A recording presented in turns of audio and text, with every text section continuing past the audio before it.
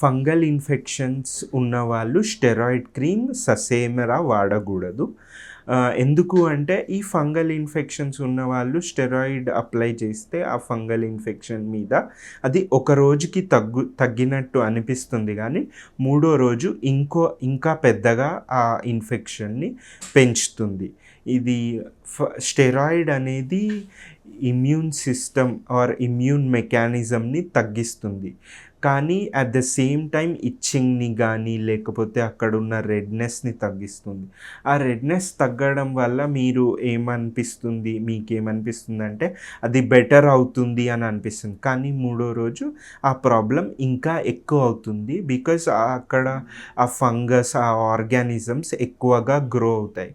మార్కెట్లో చాలా క్రీమ్స్ ఉన్నాయి, కానీ అవి ఫార్మసిస్ట్ కూడా ఈజీగా దాన్ని ఇచ్చేస్తూ ఉంటారు. బికాస్ ఇండియాలో అంత రెగ్యులేటెడ్ కాదు, మెడిసిన్స్ ప్రిస్క్రిప్షన్ చూపిస్తేనే ఇవ్వడం అనేది జరగదు. సో ఫార్మసిస్ట్ని అడిగినా కూడా ఇచ్చేస్తూ ఉంటారు. సో అది ఏదైనా స్టెరాయిడ్ క్రీమ్ ఉంటే మాత్రం ఆ ప్రాబ్లం పెంచుతుంది. అండ్ దానివల్ల వచ్చే సైడ్ ఎఫెక్ట్స్ ఏంటి అంటే, చాలామంది ఫంగల్ ఇన్ఫెక్షన్స్ ఉన్నవాళ్ళు ఆ ఏరియాలో స్టెరాయిడ్ క్రీమ్ అప్లై చేయడం వల్ల అక్కడ చారల్లాగా స్కిన్ స్ట్రెచ్ అయిపోయి స్ట్రెచ్ మార్క్స్ వస్తూ ఉంటాయి, రెడ్గా అయిపోయి మంట కూడా వస్తూ ఉంటుంది.